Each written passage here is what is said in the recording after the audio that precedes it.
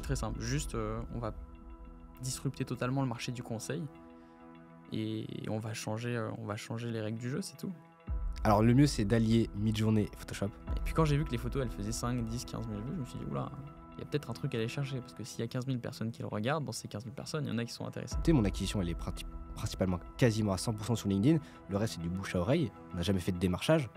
Pas mal de messages bizarres. Genre des mecs vraiment bizarres en DM sur Instagram. Juste ils font des vocaux, tu vois, ils mangent leur Kellogg's devant leurs vocaux, mais plein de trucs assez bizarres, mecs t'envoient leurs pieds et tout. Alors comment on fait un post viral, Lucas? Il y a une règle qui dit Et t'as pas besoin d'un bon logo parce qu'en fait les gens qui viennent acheter chez toi ils vont pas regarder ton logo, ils vont regarder ton expertise.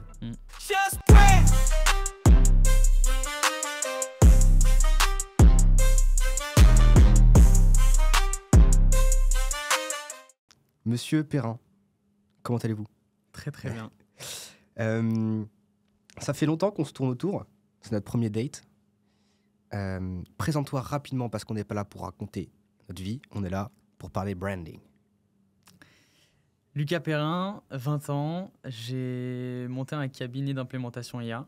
On bosse avec des cabinets de conseil pour implémenter l'IA de A à Z dans leur boîte pour qu'elles produisent plus et mieux. Ok, alors Tu m'as dit très très simple. c'est très simple et c'est parfait. Et du coup la promesse derrière ça, est-ce que tu as une promesse un peu packagée? En fait, si tu veux, la promesse, c'est que aujourd'hui, nous, on est dans une industrie vieille, pas modernisée, très peu digitalisée, humaine, où il y a beaucoup de limites de scalabilité. Tu connais ce mot. C'est uniquement un travail intellectuel dans stratégie et c'est uniquement de l'humain. Tu as 50 consultants, tu peux faire, je dis n'importe quoi, 50 projets. Le but, c'est de dire, OK, on capitalise sur cette expertise qu'il y a là dans le conseil, qui est celle des consultants, et tout autour de ça, on articule l'IA pour que, pour disons 50 personnes auparavant qui faisaient 50 projets, on va pouvoir faire, dans les 3 ans à venir, 200 projets. Tu vois. Donc, c'est articulé autour de cette expertise-là, tous les process qui vont permettre d'automatiser les tâches lourdes et chronophages. Donc, on dev des modèles, on dev des solutions from scratch et on fait évoluer ce marché. Donc là tu as une team de dev du coup? Ouais. Vous êtes combien après dans le projet? 10, on est 4 en full-time, Ouais. 2 consultants, 1 sales, moi, et 6 devs pour les modèles. Ok, lourd, très bien. Important l'équipe technique, à ne pas sous-estimer quand on lance un projet dans l'IA. Alors du coup, est-ce que tu peux nous présenter vite fait ton parcours? Parce que moi je t'ai rencontré sur TikTok, je sais pas si tu te rappelles. Ah bah si. J'ai vu Si, je me rappelle notre premier appel. J'ai pris pour l'anecdote, parce que je scrollais sur TikTok à l'époque où j'avais encore TikTok sur mon téléphone. Et je tombe sur un mec qui balance 1 million d'infos à la seconde, genre un mec qui a un CV de genre un mec qui a 40 ans, alors qu'il en a même pas 20. Et du coup, je prends un call. J'avais 17 ans, 18 ans à l'époque. Ouais, t'avais bien copyrighté le truc, dans le sens où, au début, moi, je t'ai pas pris au sérieux en mode vas-y, bullshit. Mais il a les couilles de le faire. Mhm. Du coup, ça m'a plu. Et j'ai pris call avec toi. Et là, je me suis rendu compte que c'est pas que du bullshit, en fait. Donc, je suis chaud que tu nous refasses un peu ces infos-là. D'où est-ce que tu veux que je commence? Tu veux que je commence par ma vraie vie, disons, depuis le début ou juste le côté... Bah, en vrai, raconte-le comme si tu le racontais à un pote, tu vois. Alors, moi, il faut savoir déjà que je viens d'un village, on est genre 300, c'est un village médiéval, perdu au fin fond de l'Ardèche, et c'est là où le storytelling commence. Quand je te dis perdu, c'est que t'as rarement plus perdu que ça, tu vois. T'as encore des chasseurs qui sont là la nuit à chasser le sanglier en plein milieu de la route avec des fusils et tout. Non, c'est vraiment n'importe quoi. Et bon, j'ai fait plein de choses, j'ai jamais été vraiment excellent à l'école, je me suis jamais trouvé. J'avais pas beaucoup d'amis, mais bon, j'étais dans mon monde. J'ai fait des sports-études, puis je suis retourné dans des lycées privés parce que je me suis dit que c'est là-bas où je pouvais le mieux réussir les études. Et en fait, je me suis rendu compte que les études, c'était la dernière des choses que je voulais faire. Et donc, à ce moment-là, je devais commencer à bosser pour gagner ma vie. Donc, j'ai bossé dans les champs de maïs, j'ai fait des campings, je fais toutes les tâches les plus chiantes, mais que tu es obligé de faire au début, tu vois. Et en parallèle de ça, je commençais à monter quelques business parce que je me suis dit, en vrai, la créativité me plaît, le challenge me plaît. Et donc, de mes 15 à mes 17-18 ans, j'ai dû monter genre une trentaine de projets, mais pas pour dire, OK, j'ai monté 30 boîtes, parce que ça, personne ne peut le faire, tu vois. Mais parce que le process derrière de réflexion, de compréhension d'un consommateur, de développement d'une offre, etc., vraiment résoudre des problèmes et avoir cette logique de, OK, problème, solution, offre, business, ça me plaisait. Donc j'ai fait ça pendant un moment, sans forcément générer des sommes astronomiques, c'était pas l'objectif. Puis c'est pas ce qui s'est passé. Et je me suis dit à un moment, bah, je vais essayer de monter une communauté et de l'apprendre aux gens. Donc j'avais une boîte entre-temps dans l'automobile et tout, mais bon, j'étais trop jeune, ça n'a pas marché. Après, j'ai monté cet accompagnement où on accompagnait des jeunes, tu vois, à monter leur propre activité, leur propre entreprise. Donc sur 1 an et demi, on a fait ça, on a dû accompagner, je sais pas, genre 250, 300 mecs. T'avais quel âge quand t'as monté Entreprendre? Ouais, j'avais 18 ans. Ouais, donc t'as fait ça genre de tes 17 à tes 18 et demi, c'est ça? Ouais, 17 à 19, 19 et demi. Un peu. Ouais, c'est là, 19, c'est là que je t'ai rencontré, je crois. T'avais 18 ans quand je t'ai rencontré. Ouais, tout juste. Et donc on s'est rencontrés, on a fait un call pour parler de ce que tu voulais faire, je m'en rappelle d'ailleurs. Je sais même plus ce que je t'avais dit. C'était des bagues connectées. Une bague au doigt connectée. Non, c'est pas moi qui. Si, je te jure que c'était ça. Hein? Je me rappelle de tout l'école, vraiment. C'était une bague connectée. Et tu voulais en fait, par ta passion pour le sport, Ouais. tourner ça autour d'un objet que tu pourrais avoir au quotidien et d'optimiser ta vie avec, tu vois. Bon, je sais pas quel est le rapport avec ce que tu fais maintenant, mais c'était ce qui s'était passé à l'époque, tu vois. Une idée parmi tant Donc d'autres. ouais, non, mais je me rappelle bien. J'étais encore, j'étais à mon école parce qu'avant je passais Oui, par une je me école de rappelle. co. Ouais. Donc j'ai quitté très rapidement. Et donc bref, en fait pendant tout ce temps aussi, je m'intéressais à l'IA. Et bon, je vais pas faire le storytelling second sur pourquoi est-ce que j'ai monté cette boîte et je me suis intéressé à ça, mais je bossais, j'ai monté un premier projet pour les étudiants, voir si ça prenait, voir ce que les gens en pensaient, commencer à développer des choses juste avec des API. Et puis quand j'ai vraiment compris la puissance de l'IA et ce que ça pouvait apporter, tu vois, j'ai payé des devs pour comprendre ce monde-là, comprendre la tech. Pas passer par ChatGPT, j'optimise ChatGPT, mais passer par la tech pure et monter des solutions pour des boîtes. Et donc voilà, on a fait ça. J'ai monté la boîte aux Émirats Arabes Unis. J'ai bossé là-bas pour des boîtes, pour des proches, etc. Dans n'importe quoi, des labos, une boîte dans l'aérospatial. Enfin bref, ça a été un peu tout et plein d'industries. Et après, on a commencé à bosser avec des boîtes de conseil. Et là, on a vu le potentiel. Donc, relocalisation en France, marché français. Et là, sur cette année à venir, on va remodeler le marché, si je peux dire. Et moi, ce qui m'avait surpris, je me rappelle dans ta vidéo, c'est que tu avais déposé des petits trucs. Des brevets et tout? Ouais, genre, tu avais déposé je sais pas combien de brevets dans ce truc. Non, je dois avoir 2-3 trucs. Ouais, mais déjà, genre, tu déposes 2-3 brevets à genre 17 piges, what the fuck. Ouais, c'est assez complexe de déposer des brevets en plus. Pour ça, on peut pas le faire seul. Mais ouais, sur 2-3 trucs sympas. Ouais. Mais d'autres trucs n'ont rien à voir en plus avec ce que je fais de base, tu vois. C'est un truc dans l'automobile, le stationnement, genre truc. C'est des trucs qui sont même pas valables en plus, je suis sûr, parce que j'ai même pas checké, c'était mal fait et tout, mais c'était plus la démarche qu'il y avait derrière. Voilà, t'as appris la démarche, t'as fait des trucs, mais comme tout le monde, hein, on a fait plein de projets qui n'ont rien, c'est ça. Qui n'ont rien donné. Et ok, très très lourd. Donc, t'apprends très jeune, t'entreprends très très jeune, et encore très jeune, t'as 20 ans dans 18 jours. Donc, joyeux anniversaire en avance. Faudrait que tu me donnes la date, comme ça je te le souhaiterai le bonjour. Ok, trop cool. Petite question. Du coup, tu es dans l'IA en 2024. Pas très original. Franchement, Lucas. Donc alors, beaucoup de personnes disent que c'est une vague qui va s'écraser. Peut-être pas. D'autres comparent ça à Internet. Donc, moi, j'ai envie de te dire, depuis que je te connais, après, moi, je te connais pas en intérieur dans tes business, mais on t'a vu monter pas mal de business, surtout parce que tu communiquais beaucoup. À l'époque, on va revenir là-dessus. Donc, on t'a vu, monsieur Perrin, Lucas Perrin, qui faisait ça, après qui faisait ça le lendemain, et puis qui faisait machin. Donc, on a le droit de se dire, en extérieur, parce qu'on parle de branding, un petit peu de ton image de marque, est-ce que monsieur Perrin n'est pas atteint du syndrome de l'objet brillant, ou est-ce que tu penses que tu saisis une vraie opportunité avec l'IA, ou est-ce que c'est réfléchi? Comment est-ce que tu réagis à ça? Alors, la chose avec l'objet brillant, c'est jamais ce qui m'a drivé. J'ai monté plein de trucs, pas parce que je me disais je peux atteindre ça, tu vois. Tu m'as vu avec les clés de voiture et tout. Ouais. On en reparlera. T'as testé? C'est qu'une histoire de branding au final, ça. Mais c'était vraiment le fait que justement, j'étais toujours à la quête de challenge, tu vois. L'activité n'était pas assez dure pour moi. Pas forcément dans le fait d'aller chercher plus de résultats, plus de chiffre d'affaires, mais dans tout simplement la complexité de la réflexion pour aider les clients, tu vois. Et l'IA, si tu veux, oui, c'est nouveau pour les boîtes, c'est pas nouveau pour le monde. Ça fait 30, 40, 50 ans que ça existe. La seule différence qu'il y a eu entre aujourd'hui et il y a 40 ans, c'est l'accessibilité des données. Parce que, en fait, pour monter une IA, c'est extrêmement mécanique. C'est tu as une source, tu traites cette source, tu atteins un résultat. Et ce qui te permet d'atteindre ce résultat de manière autonome, donc par la réflexion de l'IA, c'est les données que tu lui as données et l'entraînement que tu lui as fait pour atteindre ce résultat-là. Jusqu'à présent, ces données-là, elles étaient extrêmement complexes à entraîner parce qu'on n'avait pas assez de volume. C'était beaucoup trop cher et beaucoup trop volumineux. Enfin, volumineux en termes de Data. Voilà. Et donc, en fait, avec le boom de ChatGPT, ça a permis à la fois de comprendre jusqu'où ça pouvait aller et d'avoir énormément de devs et d'indépendants qui ont bossé sur des modèles, en fait. Ouais, ça a popularisé. Et qui les ont rendus accessibles. Et donc, du coup, tu as dit, vas-y, je kiffe ça, et couche dessus. Et ouais, en fait, parce que j'ai vu le potentiel dans le monde des entreprises et tu vois, j'ai aussi vu la menace qui était entre guillemets les indépendants sur ce marché-là.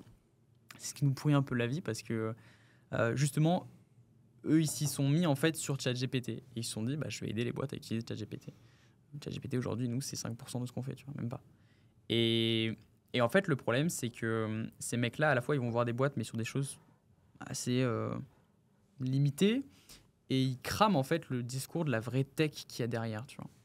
Enfin bref, je ne vais pas rentrer dans les détails, mais ouais, aujourd'hui, c'est un marché énorme parce que c'est juste de la logique, c'est de la mécanique, c'est un process qui suit une procédure. Tu as besoin de données entrantes, de données sortantes, résultat. Juste, tu l'automatises pour le faire, quoi. Donc, aujourd'hui, ça permet à des boîtes de réduire par 10 les délais. Donc, Ouais, donc en fait, tu as attendu parce que en fait, tu aurais pu aller depuis longtemps sur ce marché de l'IA, mais tu as attendu qu'il soit rendu populaire, on va dire, par ChatGPT et tous les. Et parce que moi non plus, j'avais pas accès en fait à ça aussi facilement. Ouais, j'avais pas conscience de ce qui était possible d'être fait par des banques de modèles ou des choses comme ça. Ok. Donc, voilà. Donc on peut dire que la popularité de ChatGPT a ouvert le monde de l'IA aux entreprises, où avant, où elles étaient complètement bridées. Donc ça, c'est cool. Ok, très bien. Bon, le contexte est posé. Tout le monde sait de quoi tu parles. Lucas, c'est quoi le branding pour toi? C'est quoi ta définition d'une image de marque? La définition d'une image de marque ou du branding? C'est la même chose. Enfin, branding, c'est faire de l'image de marque. Pour moi, si tu veux, le branding, c'est très simple. C'est arriver à partager ta vision des choses en fait, à la personne à qui tu veux t'adresser. Je te donne un exemple, même si on n'a pas beaucoup de branding. Toi, tu as un branding. Tu as envie de partager ta vision à tes clients. Pour ça, il faut que tu les raccroches à un environnement, un écosystème qui soit sous ton identité et qui partage les valeurs, les objectifs, la vision de ce que tu fais. Et pour moi, c'est tous les éléments en fait, qui témoignent de cette vision-là et de cet environnement-là par des éléments visuels, audio, tout ce qui se rapporte au branding. Ça peut être ton logo, ça peut être tes couleurs, ça peut être ce que tu mets dans tes posts, les flèches et tout. Là. Voilà. Ouais. Mais ça m'a marqué, tu vois. Ouais, c'est vrai que quand tu me l'as dit, on peut peut-être le contextualiser. Ouais, pour remettre le contexte, ouais. Contextualise-le, toi. Comment tu l'as vécu? Très simple. Je vois un de tes posts et lorsque je lis sur Voir Plus, je vois en fait à chaque paragraphe des flèches vers le bas. Sur Apple, en fait, il y a les emojis et quand on va à la fin des emojis, il y a plein de petits symboles. Ouais. Et en fait, ça m'a tilté parce que je me suis dit, il a réussi à faire passer des bullet points pour un élément que j'avais encore jamais vu. Et donc, je m'en suis rappelé. Sachant en plus que ça reprenait les mêmes codes, disons, design de ta brain. Ouais. Parce que c'était fin, parce que c'était classe. Bref, j'ai kiffé. Ouais, les petites flèches qui vers le coin, en bas à droite. C'est ça. Je vais les mettre là. Ouais. Comme ça, ils verront. Ou dans le titre. Mais ouais, donc ça, c'est des petits éléments. Nous, pour notre direction artistique, attention, là, je parle pas de notre branding. Notre direction artistique, on utilise le détail. On se base sur ça. C'est comme ça qu'on a travaillé avec notre DA. Mais donc, du coup, pour rebondir sur ce que tu as dit, je vais essayer de remettre un petit peu d'ordre, parce que tu as dit beaucoup de choses vraies, mais qui sont un petit peu, je dirais, chaotiques. Mais c'est très bien. Franchement, l'idée est bonne. Déjà, il faut différencier la brand, donc la marque, et le branding. D'accord. La brand, c'est l'ensemble des associations que se font ton consommateur de ta marque, de toi, de ton offre, en règle générale. Donc, il associait quoi à quoi? Tu vois, quand je casse mon téléphone, il faut que je m'achète un téléphone. À quoi je pense? Bah, moi, je pense à un iPhone. Bah, voilà. Du coup, Apple, ils ont fait un bon travail de branding, pardon. Et donc, le branding, c'est l'art de créer des associations. Enfin, pas des associations humanitaires, hein. Des associations entre les choses. Et donc, du coup, nous, notre travail chez Smooth, c'est de prendre les associations actuelles et les faire passer aux associations voulues. Donc ça, c'est facile à dire, c'est plus compliqué à faire. D'accord? Donc il y a plein de process à mettre en place. Et donc branding, voilà, c'est l'art de créer des associations. Et donc, bah, nous, on vient d'abord savoir quelle brand tu veux avoir. Du coup, quelles associations tu veux créer. Si je vous dis des frites, en général, les gens pensent à McDo très rapidement. Je sais pas si tu savais, mais McDo brand l'odeur de ses frites.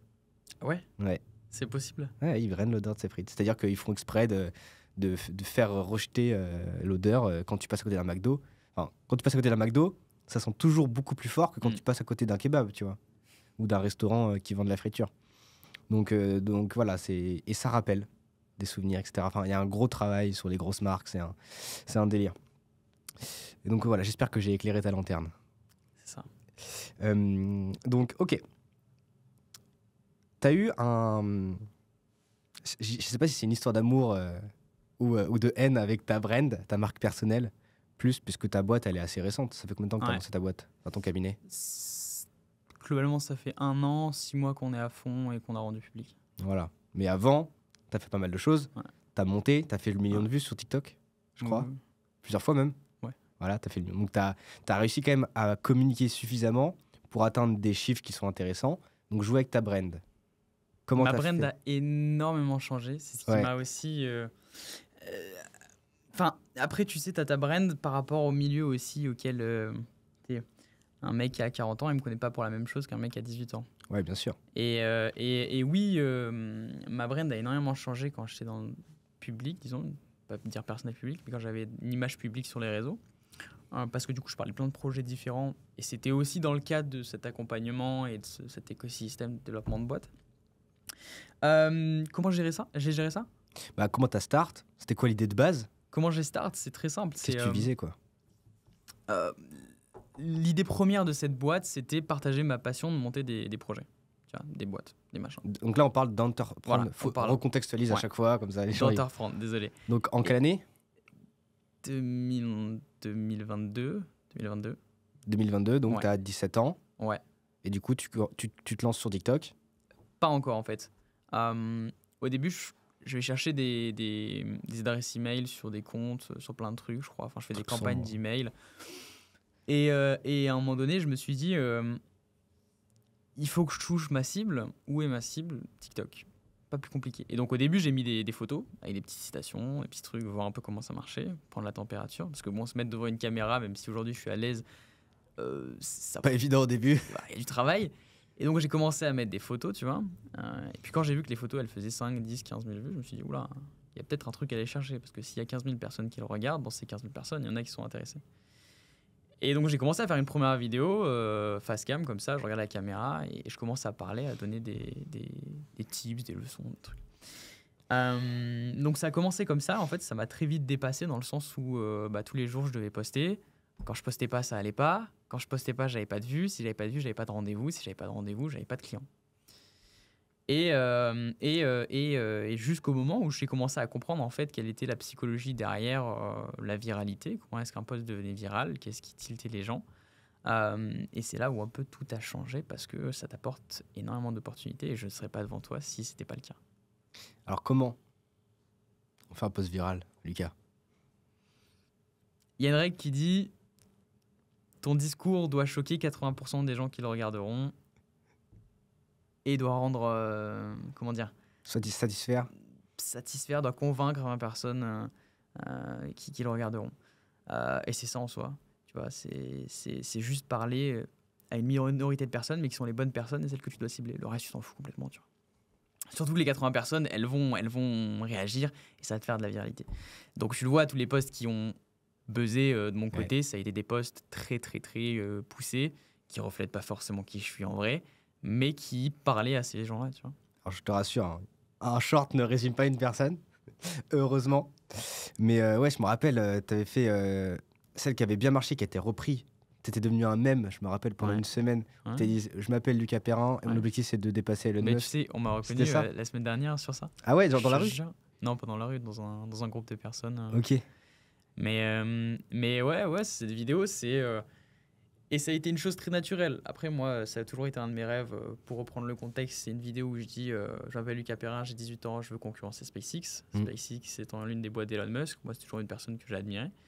Et où peut-être dans 50 ans, tu vois, quand j'aurai la puissance financière, etc., pour le faire, je pourrais monter une boîte de ce genre. Et donc, je fais un post comme ça assez naturellement. Et en fait, je pose mon tel. Et 30 minutes après, je vois que ça part en vrille totale, tu vois.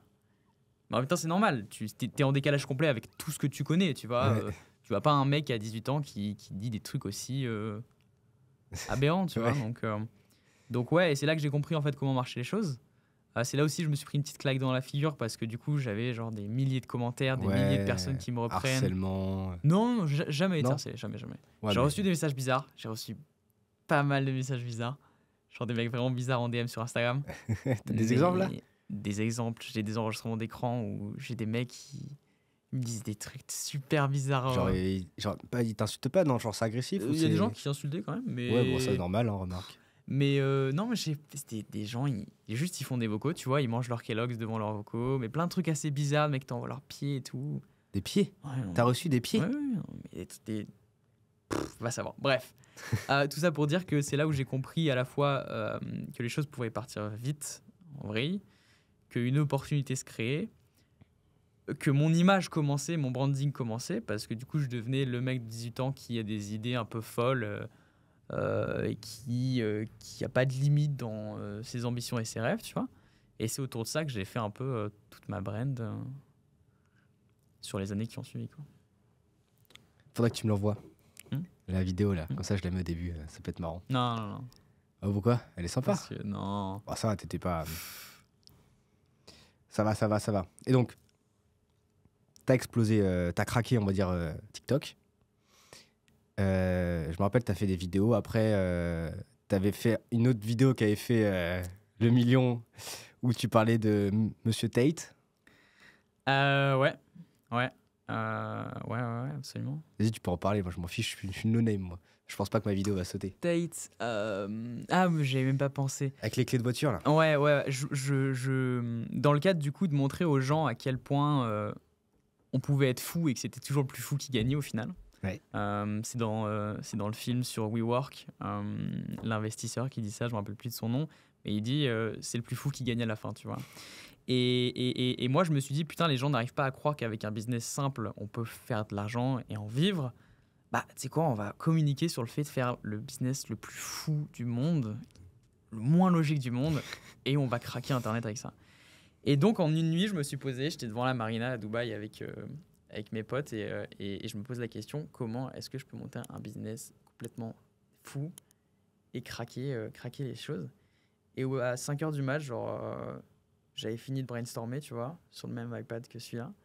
Et je me suis dit, je suis aux Émirats. Je vois la richesse, non pas parce que les gens sont milliardaires, mais parce que les gens spendent beaucoup.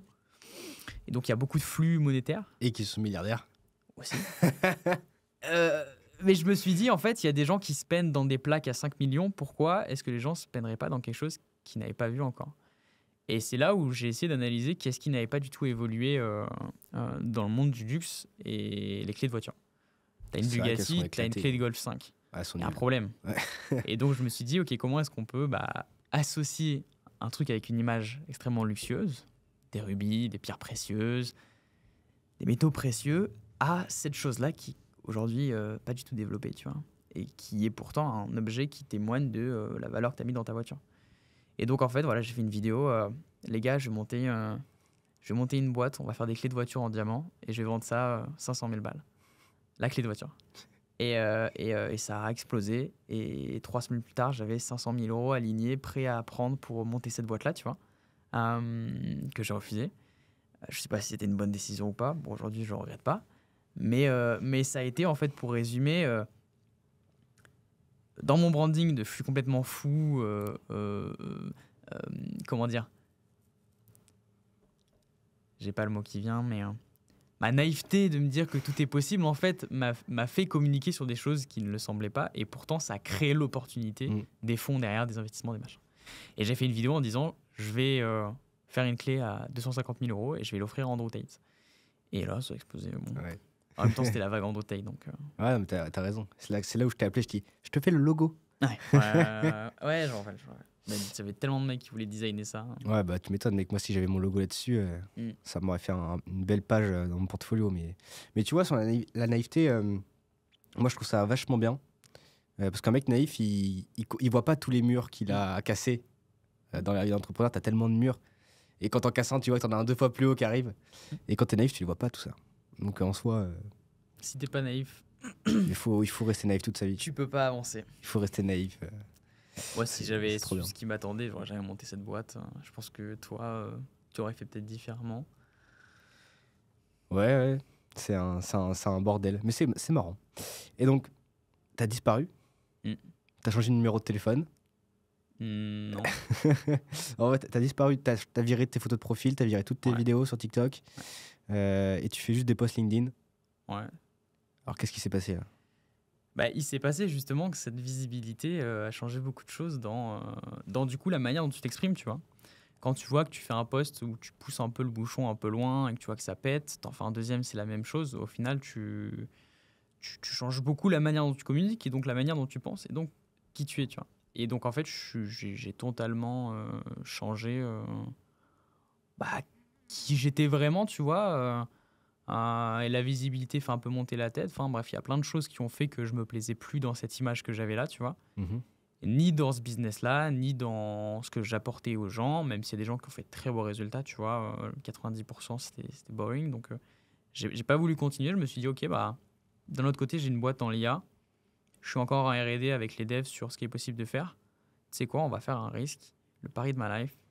On va virer la boîte qui me fait gagner ma vie et on va all-in dans un marché que personne n'a emprunté en France, tu vois. Et all-in, je me suis enfermé 15 heures par jour pendant 6 mois. Et voilà. Donc ouais, j'ai voulu changer mon image parce que je gagnais plus rien à être sur les réseaux, parce que je voulais m'adresser à une autre cible, parce que j'avais d'autres discours à avoir et d'autres choses à faire. Donc ouais, tu vois. Et un peu overdose. Ouais, overdose complète. Tu sais, même genre quand tu fais du contenu une fois par jour, enfin pas une fois par jour, t'as un post LinkedIn à faire, t'as un post TikTok, t'as une vidéo, 2 vidéos, 3 vidéos YouTube par semaine. Le rythme, il faut le tenir en créativité, en tournage, en montage, etc. Mais oui, tu le sais très bien. Donc c'était insupportable et ouais, ça m'a saoulé complet. Overdose, switch off, j'ai même plus de photos de profil. Tous les mecs que j'ai sur Instagram, tous les jours, je passe 10 minutes à supprimer des gens, tu vois, pour avoir juste mon cercle proche. Supprimer des abonnés? Ouais. Ouais, là, t'es passé du tout au rien. Ça, je me suis pas fait supprimer, c'est cool. Non, bah, j'ai... Ouais. Donc, tu communiques plus beaucoup. Est-ce que... alors, tu communiques plus beaucoup sur les réseaux. Tu communiques autrement. Comment est-ce que tu fais, du coup, pour développer ta marque, pour tes prospects? Parce qu'en fait, même si tu postes rien sur LinkedIn, ou très peu... etc. Tu peux envoyer des mails, bah ça c'est de la communication et ça entretient ta marque, la marque de ta boîte. Comment est-ce que toi tu le vois? Et ça c'est un très bon cas d'étude parce que les gens pensent que il faut faire des campagnes de publicité, il faut poster sur les réseaux sociaux pour avoir un bon branding. Non, pas du tout. Bah nous la question elle est simple, on n'a pas de branding. On a essayé plusieurs fois de se créer une image. On a commencé par essayer de faire un site moderne, un bannière LinkedIn moderne, etc. On s'est rendu compte que c'était pas du tout ce qu'il fallait. Parce que le branding, c'est aussi être en raccord avec... t'as deux choses, soit tu es en raccord avec ton environnement et donc notre marché, savoir les boîtes de conseil, soit tu es complètement à l'opposé et tu viens le disrupter. Ouais. Être complètement à l'opposé, c'est pas ce qui fonctionnait. Dans le conseil, parce non, qu'on est pas jeune. trop. Parce qu'on est jeune. En plus, ouais. Et donc on s'est dit, ok, bah en fait, nous aujourd'hui, on n'est pas dans une communication extrême, on n'a pas de branding, notre logo est très très simple, enfin même le site, il a changé beaucoup parce qu'on essayait de faire les choses bien. Tout ça pour dire que on a tout misé sur la valeur en fait qu'on avait à donner dans nos products et nos services. Et notre brand, elle se base pas sur l'image qu'on renvoie avant le call, mais pendant le call. C'est pendant le R1 que tout se joue. C'est là où le mec, il en ressort avec des paillettes dans les yeux, tu vois. Voilà, donc t'as Et- tout travaillé sur Et c'est ta cette présentation, voilà. quoi. Et la brand, elle se crée dans ce call. Je te montrerai à la fin de l'épisode. On a une mind map euh, complète avec l'ensemble des cas d'usage pour le conseil. Il y a genre 200 cas d'usage. Ok. C'est extrêmement, extrêmement, extrêmement précis, tu vois. Ok. Je sais même pas s'il y a une boîte en France qui a fait le taf et qui a bossé avec assez de boîtes pour avoir cette mind map là. Et donc quand on monte ça au mec en call, qu'on lui explique par A plus B comment est-ce qu'on peut l'aider, combien est-ce que ça va coûter, combien de temps ça va prendre, et exactement répondre à chacun de ses besoins un par un pendant 1 heure, On peut pas te dire non. à la fin il en ressort, parfois si, mais il en ressort avec beaucoup plus de valeur que ce qu'il attendait, tu vois. Et aussi parce que notre premier prix en presta, il est hyper agressif, tu vois. Et donc le mec, il arrive dans ce call, il n'a pas vraiment d'attente, il en ressort avec des paillettes dans les yeux. On le choque parce qu'on lui dit que c'est pas cher au début, pas parce que c'est cher après, mais parce que d'un point de vue pricing, c'est extrêmement accessible. Et donc en fait, dans sa tête, il a voilà ce que je donne, voilà ce que je reçois, tu vois.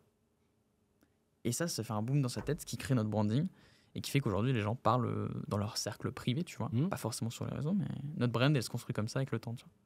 Même si j'aimerais pouvoir mettre 100 000 dans une marque, tu vois. T'as pas besoin de mettre 100 000 dans ce Non, là. mais je sais. On n'est pas à ce prix-là, t'inquiète. Non, mais dans le sens où tu vois, tu peux rêver grand, faire les choses en grand, faire une énorme campagne et inonder le marché. Mais Ouais, mais tu vois, donc, en fait, quand tu dis que t'as pas de branding, si, t'en as un. En fait, t'as une brand. Tu fais pas de branding à proprement parler quand les gens entendent branding, c'est-à-dire que t'as pas un logo à travailler, une direction artistique poussée et tout. On s'en c'est fiche. ça, on n'a pas de direction artistique. Ouais, mais en fait, le branding, c'est pas ça, tu vois. Enfin, t'en as une ou t'en as pas. Dans tous les cas, déjà, t'as une marque, t'as une brand, qu'elle soit, comment on appelle ça, maîtrisée ou soumise, entre guillemets, si tu es soumis à ta marque. Mais en soi, vous la travaillez sur votre expertise. Et vous l'avez focalisé là-dessus. Donc, franchement, c'est bien, tu vois. Maintenant, tu peux toujours mieux faire en travaillant avec des experts. C'est pour ça qu'on est là, tu vois, et qu'on peut aider n'importe qui. Parce que travailler sa marque, c'est impossible de le faire tout seul. On a le nez dans le guidon, on a beaucoup trop Mais d'informations. nous, on n'a pas le temps, c'est pour ça qu'on le fait pas. Ouais, mais de toute façon, t'as pas besoin. Tu vois, à un moment, tu la travailles déjà inconsciemment en basant tout sur ton R1, tu vois. Et c'est une très bonne solution, vu que tu commences et que, bah ouais, t'as un budget, tu peux pas le foutre n'importe où, et t'as pas besoin d'un bon logo parce qu'en fait, les gens qui viennent acheter chez toi, ils vont pas regarder ton logo, ils vont regarder ton expertise.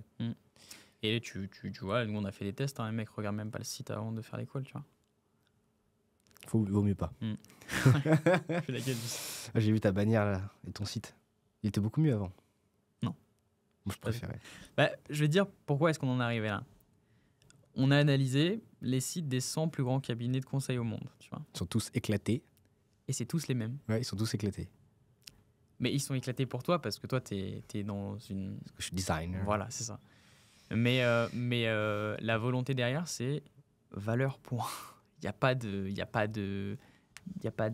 Comment dire? Ouais, parce qu'ils regardent pas le design, ils regardent ce qui est C'est écrit. ça. Parce qu'on s'adresse à des dirigeants, à des boîtes fondamentales et que c'est pas le branding ne passe pas par là, tu vois. Et donc en fait, on a pris cet esprit, cette énergie, on a fait la nôtre, tu vois. Ouais, c'est ça. Maintenant, t'as toujours, comment on appelle ça, je pense un vocabulaire, mais après ça se fait par une étude de marché, etc. Tu vois, donc tu peux toujours pousser le truc plus loin, effectivement, hein, pour le coup. Mais ouais, très très solide. Donc preuve que. Mais oui, pas le branding, on l'a même s'il n'est pas de la manière dont on penserait. Soit on le subit, soit on le maîtrise. Et des fois, on peut le maîtriser à moitié. Des fois, ça fait le café. Il y a plein de boîtes. J'ai envie de te dire, je vais te sortir des chiffres au hasard, tu vois, mais je suis sûr que sur le marché français, tu as bien 90% des entreprises qui font pas de branding. Et plus. Tu vois. Ouah, je pense qu'il y a quand même pas mal d'agences de branding. Alors après, tu as beaucoup d'agences de branding qui disent faire de la stratégie de branding. Tu regardes, en fait, elles fournissent un logo et une charte graphique, tu vois. Donc, c'est pas du branding. Il n'y a pas de stratégie de marque. Il n'y a pas de positionnement, etc. Donc, mais dans tous les cas, ouais, je pense que tout le monde y gagne à en faire. Même toi, dans le sens où, tu vois, des fois, tu as des mots qui, après avoir fait une bonne étude de marché, que tu vas utiliser tu vas utiliser certains mots et pas d'autres, tu vois. C'est comme quand tu regardes quand Yomi fait ses lives, tu vois, pour vendre son offre, bah, il sélectionne tous les mots qu'il utilise, tu vois. Et donc c'est super important. Et avoir un point de vue, ça l'est encore plus, tu vois. Et puis je vois que toi, tu postes sur LinkedIn, tu essayes de le faire, etc. Bah là, tu vois, ça peut être intéressant de connecter tout ça, tu vois. Donc tu as toujours un travail à faire si tu veux l'optimiser, Là, quoi. on va prendre une agence pour bosser sur le sujet, notamment du content et de l'ensemble des funnels autour de nos prestats. Mais c'est vrai que tu vois, tu rêverais que quand tu dises je fais de l'IA pour les cabinets de conseil, tout le monde sache que tu bosses avec TDA, tu vois. Mais après, voilà, c'est des choses qui prennent beaucoup de temps. Mais oui, il faut le réfléchir et travailler dessus avec, disons, avoir la volonté de travailler dessus et les actions derrière.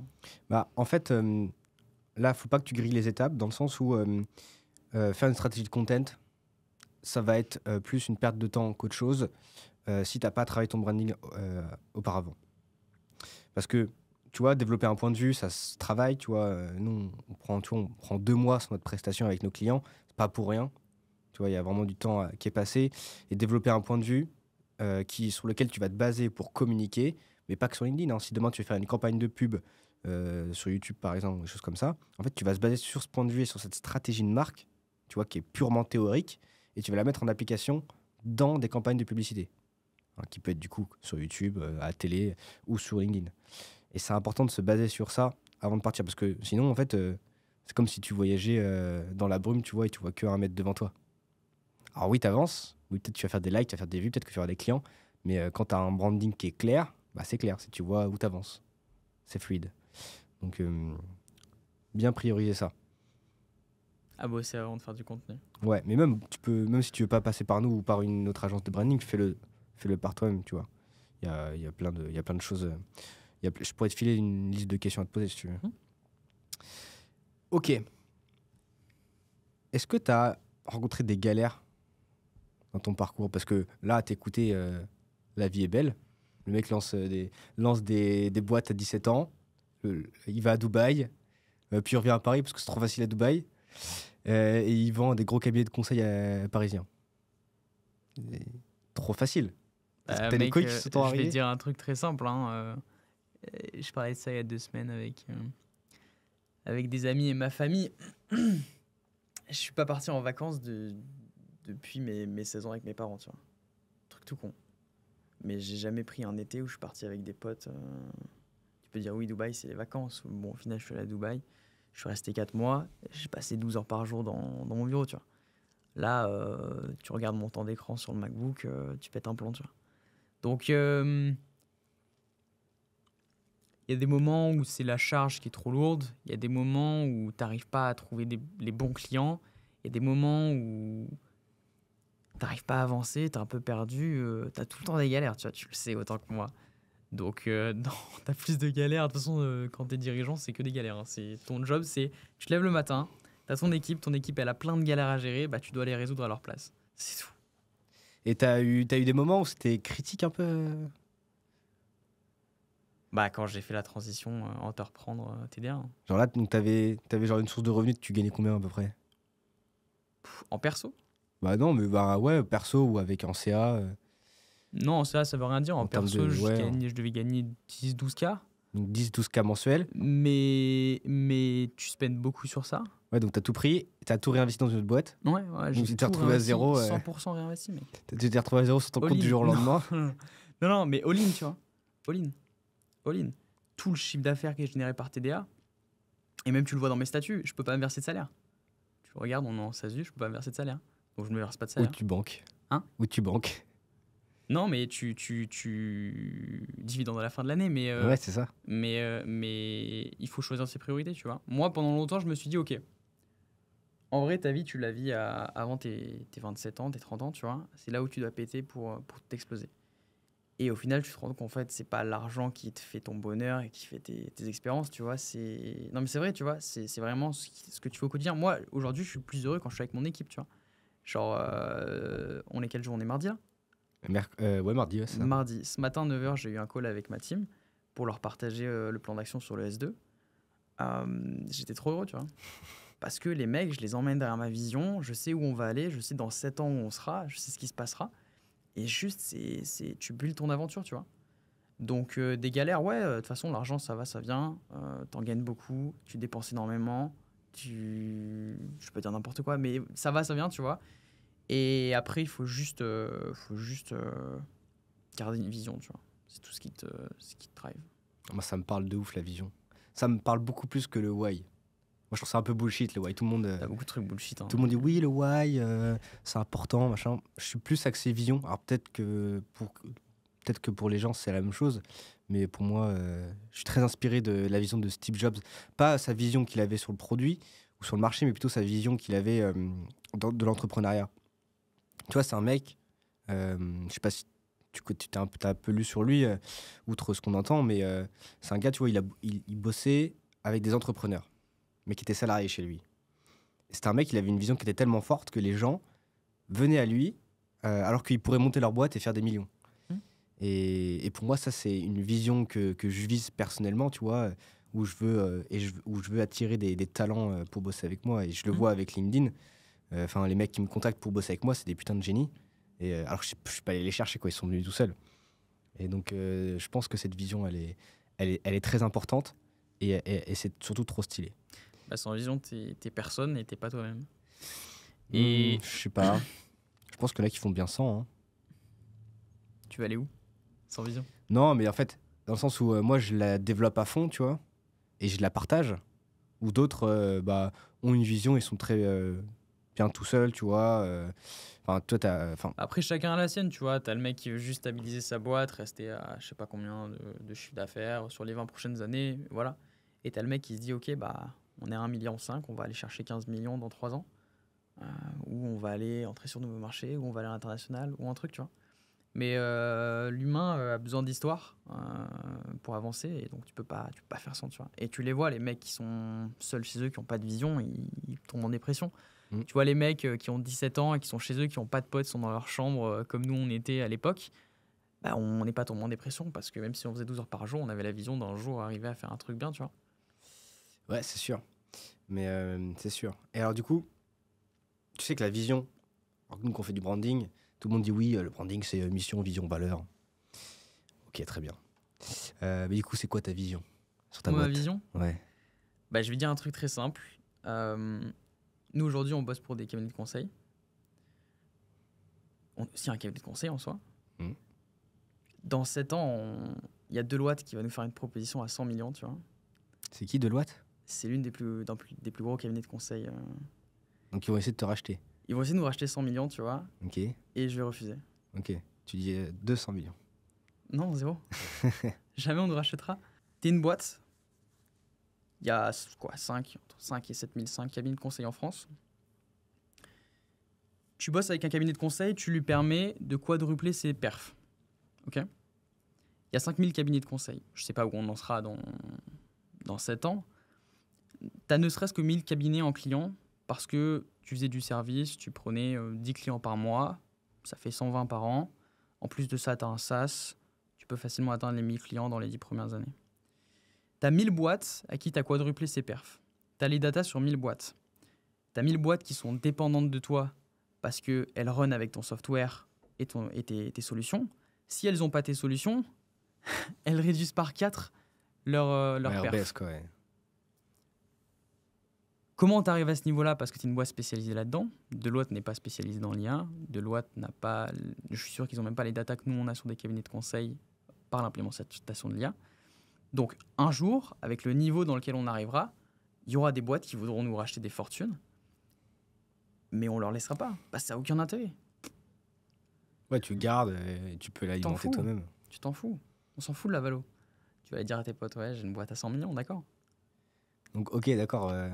Mais la vision, non, la vision, très Ouais. simple. C'est très simple. Juste, on va disrupter totalement le marché du conseil et on va changer les règles du jeu, c'est tout.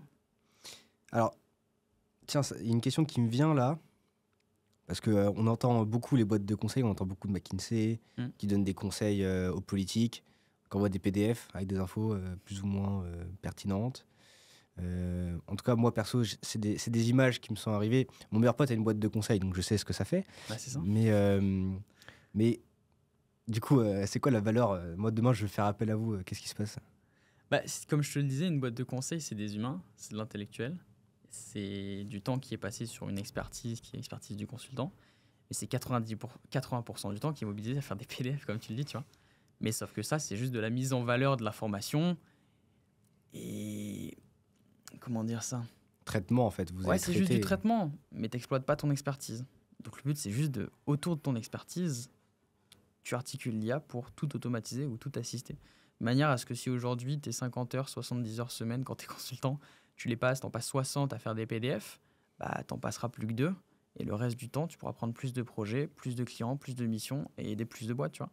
C'est juste ça. Et tu sais, souvent, on parle.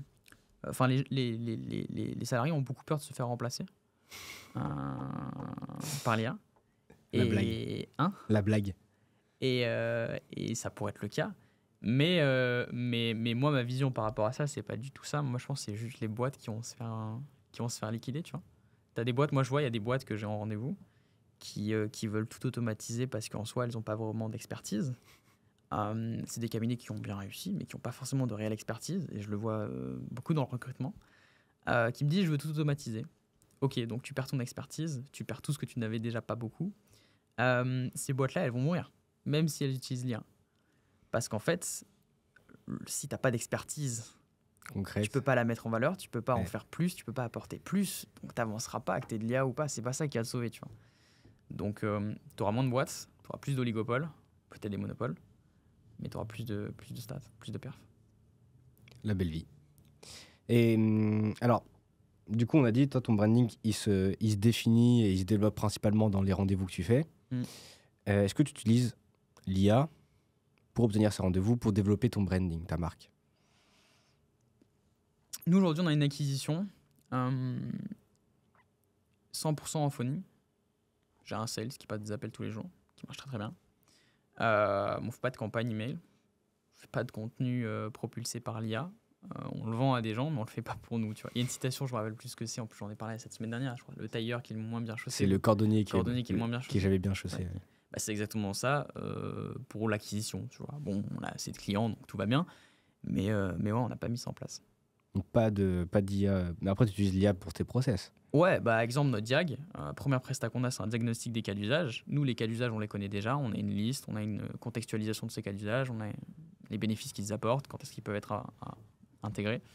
Et donc, dans notre process, on envoie un questionnaire, un formulaire à notre client, il y répond, on fait un call, on récupère les infos de ce call, et avec toutes ces datas-là, en fait, l'IA va proposer un diag complet de tous les cas d'usage, tu vois, sous un livrable extrêmement poussé, avec des mind maps, des schémas, des trucs sur Miro et tout. Donc, ouais, dans la réalisation, ouais, un max. Ok. Et donc, du coup, tu as bossé avec des clients. Vous en avez eu pas mal là, depuis que vous êtes lancé, là, depuis un an. Trentaine. Ok. Et est-ce que tu as essayé de travailler un petit peu ta marque pour que tes clients ils te recommandent, vu que tu travailles beaucoup en bouche à oreille, j'imagine? Pas tant que ça, pas Pas encore. tant que ça? Pas encore. Peut-être parce que ta marque, elle est pas assez dev. Sûrement.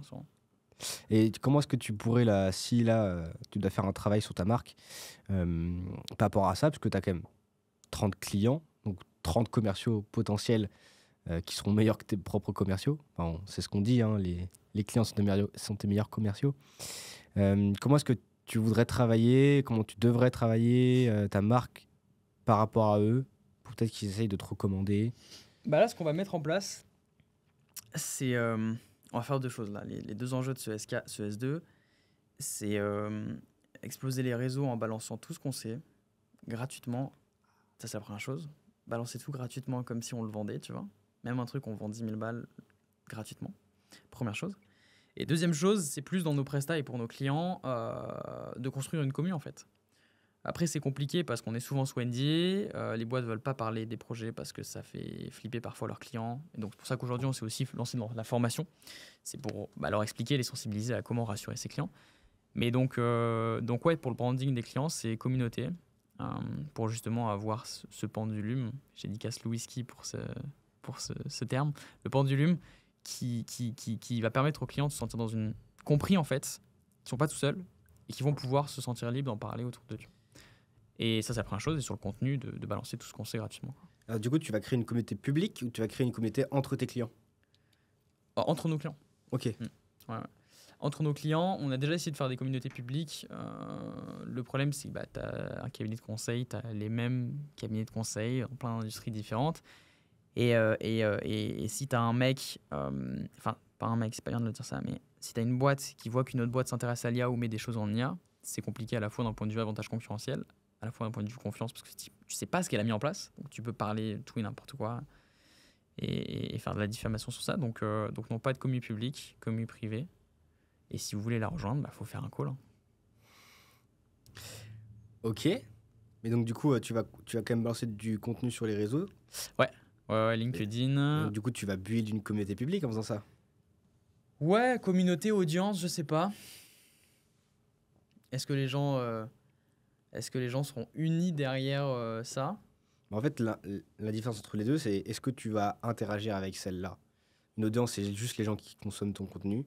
Une communauté, c'est les gens qui agissent, qui connectent avec toi, qui parlent, qui interagissent, tout simplement.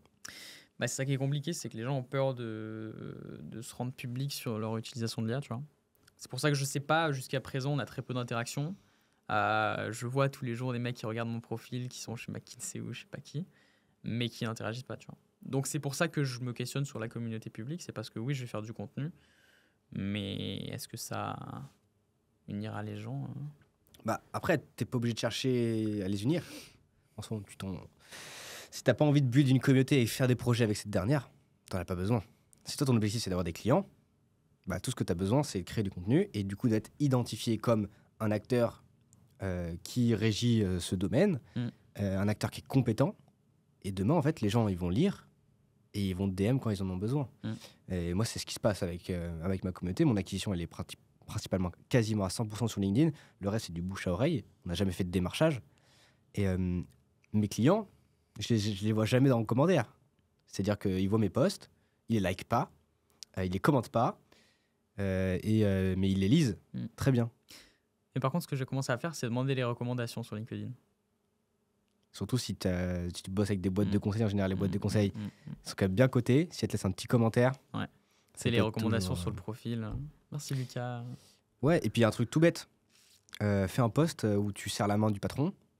Juste en mode on a bossé ensemble. Il y a peu de chances qu'il refuse.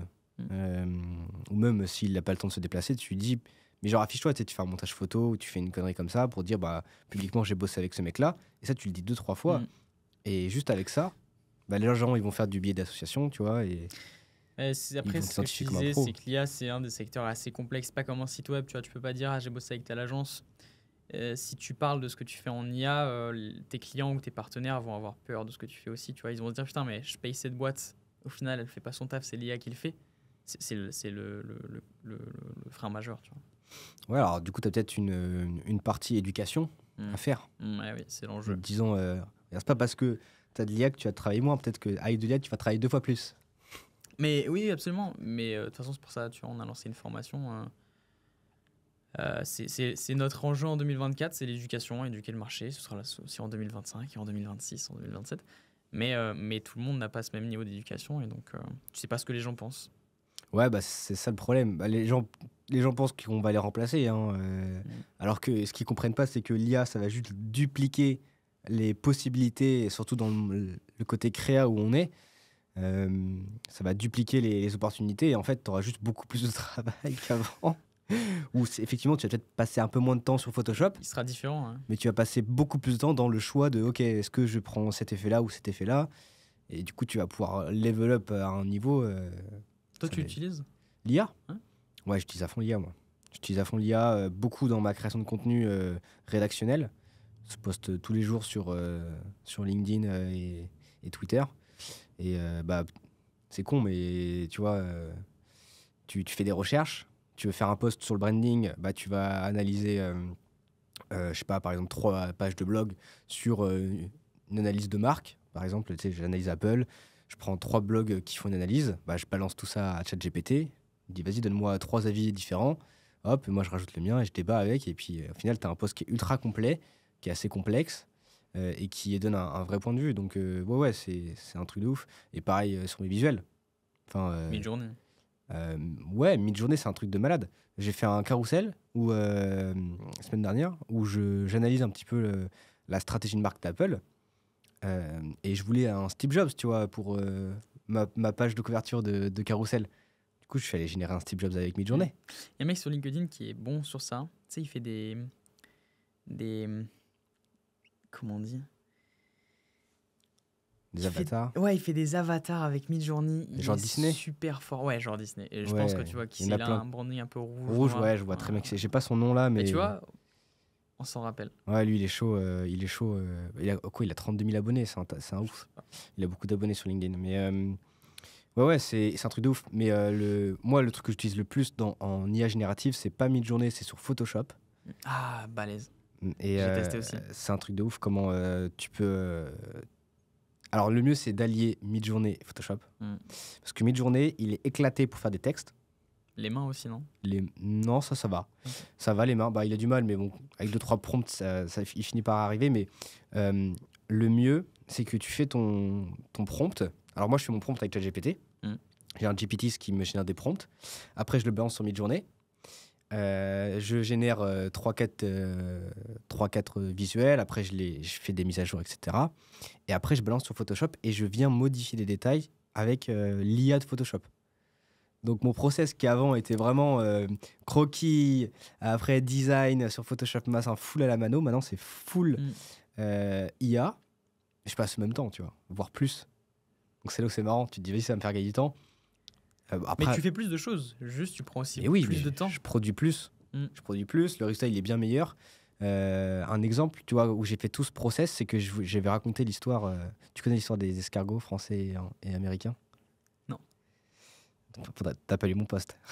C'est l'histoire d'un mec, il a faim. Il s'est Ouais. dit, vas-y, je vais me faire des escargots ce soir. C'est bien un truc. Du coup, ce qu'il fait, c'est qu'il descend. Et puis, à toutes les coins de rue, il y a un marchand d'escargots. Moi, j'en ai un chez moi. Tu dois en avoir un chez toi aussi. Un marchand d'escargots? Ouais, un mec qui vend des escargots. Il y a ça à tous les coins de rue. Du coup, il y va, au coin de sa rue. Il va acheter son marchand d'escargots. Et il arrive dans le magasin, il y a des escargots partout, d'Allemagne, d'Afrique du Sud, des États-Unis, etc. Donc, il arrive et tout, et il voit commande du jour, un pot d'escargots français et des escargots américains. Tu vois, et il y a un couvercle sur le pot d'escargot américain, et il y a un couvercle sur l'escargot français. Tu sais pourquoi est-ce qu'il y a un couvercle? Non. En fait, lui non plus, il sait pas. Du coup, il demande au marchand, il dit pourquoi il y a un couvercle sur les américains et pas sur les français? Et il dit c'est très simple, hein. Si je mets pas de couvercle sur le bocal des escargots américains, ils s'en vont. Ils grimpent, ils s'en vont. Alors que les Français, dès qu'il y en a un qui essaye de monter, ils se jettent tous dessus pour qu'ils redescendent. Ouais. Bon, bref, du coup, j'ai raconté cette histoire sur LinkedIn. Si, mais c'est bon, je l'ai eu. Voilà, et du coup, ce que j'ai fait, c'est que j'ai fait un prompt. Je lui ai dit, vas-y, génère-moi 2 bocaux d'escargots dans un magasin. Donc, j'ai littéralement copié-collé mon post LinkedIn. Je l'ai balancé sur Midjourney. Je dis, génère-moi sur ChatGPT, génère-moi un prompt. Je l'ai mis dans Midjourney, machin. Il m'a mis, et là, j'ai pris plein d'images. Et bon, c'était bien, mais genre à 90%, tu vois bien. Et en fait, il faut pas chercher le 100% en IA. Il faut chercher le 90%, 91, 92, et tu viens le mettre dans Photoshop et tu viens changer. Parce qu'en fait, il voulait pas me mettre un bocal avec un bouchon et un autre bocal sans bouchon. Tu vois, il mettait soit l'un, soit l'autre. Donc, du coup, ce que j'ai fait, c'est que je suis allé sur Photoshop et j'ai viré le bouchon avec Photoshop, avec l'IA. Donc, Mais Photoshop est très, très, très, très fort. c'est très vénère. J'aime pas la boîte parce qu'ils m'ont scammé plusieurs fois. Ils sont scammés. Je déteste Adobe. Adobe. Je déteste Adobe. Ouais. Pourquoi? J'ai créé plusieurs comptes. Genre, j'ai commencé à créer un compte, utiliser Photoshop, utiliser Premiere, etc. Je paye mes abonnements classiques. Normal. D'un seul coup, je vois 600 €, 2 ans d'abonnement. Ouais, ils te prélèvent des débité. fois. Je sais pas pourquoi, t'as pris pour un mois, tu vois. Tu testes une période d'essai, ils te facturent 1 an alors que t'as rien demandé. Et ça sur 3 comptes différents, avec 3 identités différentes. Bah, je peux te dire que j'ai plus jamais rien pris. Ouais, ils font des problèmes. J'ai un pote, il s'était pris un compte avec un VPN en Tunisie, mais après lui, il a joué avec le feu. Hein. Et il s'est fait cramer, du coup, Adobe lui a débité 2 ans d'un coup. C'est n'importe quoi. Ouais, j'avoue qu'ils abusent de ce côté-là. Mais bon, On peut pas dire que leur travail n'est pas excellent. On peut pas leur enlever le fait que c'est quand même des monstres en termes de Ouais. créa, et là ils sont en train de faire des trucs avec du vectoriel. Par exemple, tu peux prendre ton logo en PNG, genre de qualité de merde, tu le fous sur le logiciel, il te le vectorise, Mm. c'est magique. C'est fou. Donc c'est vraiment cool. Et la différence entre, tu vois, l'IA de Photoshop visuel, disons, Midjourney, et Générative. de l'IA... ouais, après, moi, j'aime pas trop ce terme. Bah, c'est de l'IA générative en soi, sur Photoshop. Oui, enfin, tout est de l'IA générative, tu vois. Moi, je fais pas trop de différence, mais bref, sur Midjourney, tu vas en fait imaginer et créer un visuel. Tu crées quelque chose from rien du tout, tu vois. Tu as juste un texte et tu imagines quelque chose. Alors, dans un environnement fini, pour une seule IA qui serait pareil, pour une solution IA qui serait pour une boîte, par exemple, ou genre juste ChatGPT, bah, tu as un résultat à atteindre, tu sais comment tu dois l'atteindre, tu vois. Mhm. Donc, tu as toutes les infos, en fait, c'est juste réaliser la même chose que l'humain plus rapidement. Là où avec l'image, je trouve ça fascinant, c'est qu'on... Pas de limite. Ouais, voilà. T'as zéro limite, c'est Ta créativité est infinie. c'est ça qui est vénère. Et moi j'ai hâte de voir ça sur des visuels, enfin sur des vidéos, pardon. Les vidéos, ouais. Très très chaud. On a des trucs sympas. Et ce qui est vraiment bien, enfin ce qui est bien et ce qui est pas bien dans le sens où c'est pas, tu tapes pas un prompt et puis c'est bon, t'as ta vidéo. C'est que c'est très dur, et je pense que l'IA va pas réussir tout de suite à faire une vidéo qui dure genre 5 minutes avec le même personnage principal sur plusieurs scènes. C'est trop dur. Impossible. Par contre, tu peux grave utiliser ce genre de bout, tu sais, pour faire du contenu très short, pour vendre des produits. Et on le voit, mec, demain, moi je lance une boutique dropshipping. Mais frère, je me fais plaisir, tu vois. Et mon produit, tu vas le voir sous tous les angles, toutes les coutures. Tu as juste à le faire une fois en 3D et tu joues avec l'IA après. C'est un truc de balade. Hein. Ah, le champ des possibles, il est parti en vrille. Mais ouais. Donc, on est pas mal en termes de time là. On va conclure. Alors, je vais te poser une petite question. Là, je te file budget illimité pour ta brand. Qu'est-ce que tu fais?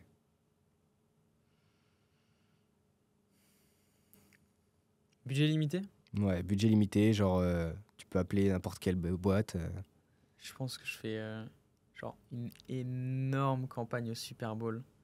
Un truc, j'arrive en montgolfière, je me pose dans le stade, tu vois le gros logo, avec un son, moi qui parle sur les enceintes du Super Bowl. Un truc genre énorme, tu vois. Un truc, quand t'es naïf, tu te dis c'est possible, tu vois. C'est possible. Un truc, ouais. Surtout que ça va servir à rien. Ton public, il est pas au Super Bowl en soi. Ouais, mais la communication qu'il va y avoir derrière sur ça Ouais, bah, va en faire parler, tu vois. C'est sûr que toutes les boîtes qui sont Et passent au puis, Super Bowl. pour payer une place au Super Bowl, il faut quand même un petit budget peu gagner limité. sa vie.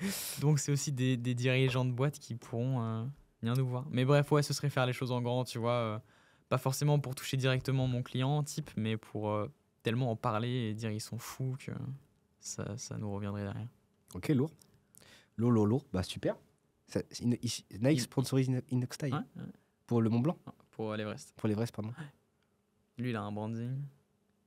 Inoxtag. Ouais, il a une belle marque personnelle, mais pas contrôlée du tout. On n'a pas parlé de personal branding. En fait, arrêtez, s'il vous plaît. Ah, je vais faire le mec chiant, mais mec, en fait, c'est quoi la différence entre branding et personal branding, Lucas? C'est pas la même chose. Enfin, pour moi, tu leur apportes pas la même chose. Ta boîte, elle a un branding, le dirigeant a un branding. Bon, si au final, je me contredis, on peut peut-être dire que c'est la même chose. Du point de vue du non-expert, c'est pas la même chose. Ouais, est-ce que c'est un mot différent, en fait? C'est ça qui est marrant. Mais si tu décomposes et que tu remets en français, marque personnelle, marque. C'est juste une marque pour une personne. Donc en soi, c'est la même chose. Tu fais le même travail, en fait. C'est à quoi est-ce que tu veux que les gens pensent? Tu vois, quand on pense à Lucas Perrin, ou à quoi tu veux qu'ils pensent quand ils pensent à ta boîte. Et tu vois, la finalité globale du branding, en fait, c'est de devenir la solution quand tes clients ils rencontrent ton problème. C'est beau, non? Voilà. Tu mettras en description. C'est entre parenthèses avec la flèche aussi. Devenez la solution. C'est vraiment, devenez la solution au problème de vos clients. Hein. Tu dois être la solution quand tes clients ils ont un problème. Où est-ce qu'on te retrouve, Monsieur Perrin? On me retrouve sur LinkedIn, sur Internet, sur le site. Et si vous voulez me voir en personne, en vrai, c'est dans les R1. Hein. C'est dans les R1. Tu fais des rendez-vous en physique, en R? Aussi, ouais. Sur Bah, je Paname? préfère d'ailleurs. Ouais, sur Paris. Ok. Ouais, je préfère. C'est bien le lien humain quand même. Même si on est dans une boîte où on digitalise les choses, c'est quand même le nerf de la guerre. Ok, lourd. Bah écoute, merci d'être venu pour ce premier épisode de Just Brand. Just Brand. Je l'ai même pas dit au début. C'est vrai. Je pense que je vais faire un jingle. Mais tu peux refaire le. Ouais, mais non, moi je suis un mec naturel. Est-ce que je fais le montage? Bienvenue dans ce premier épisode de Just Brand. Voilà. Ça fait un peu Just Dance. Just Dance. Ça l'est. Non, c'est inspiré de. Non, mais Tu sais, je te l'ai dit, c'est inspiré de Just Do ouais, It Just Do It. Nike. de Nike. Tu le savais ou je te l'ai dit? Tu me l'as dit Ok, au dommage. début. J'espère que vous avez kiffé. Abonnez-vous. Qu'est-ce qu'on dit, Lucas? Qu'est-ce que tu dis? Un mot de fin? C'est le plus fou qui gagne à la fin. Oh, c'est très beau. C'est ce que j'ai dit tout à l'heure. Soyons fous alors. Soyons fous.